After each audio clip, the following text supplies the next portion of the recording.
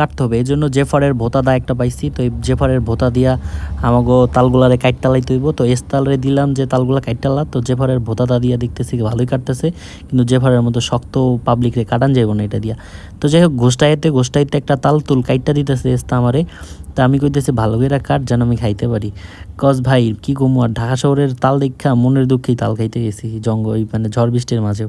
তো এদিকে দেখেছি এখনও মিশন চালাইতেছে আমার ছোট ভাই নাহিদ, আর আমি ওই পোলাপাইন ওইদিকে দেখি গ্রুপ হয়ে তাল কাটতেছে আর খাইতেছে, আর আমরা এদিকে পারতেছি তাল। তো দেখি তাল পারতে পারতে হাঁপাই গেছে, তালের ডাল মাল সব ফালাই দিতেছে। তো তারপরেও অনেকগুলো হচ্ছে তাল পাড়া হয়ে গেছে, আমরা বললাম আর মনে হয় লাগবে না, কজ এখন দেখতেছি এই তালটা বিশাল অনেক বড় বাধা।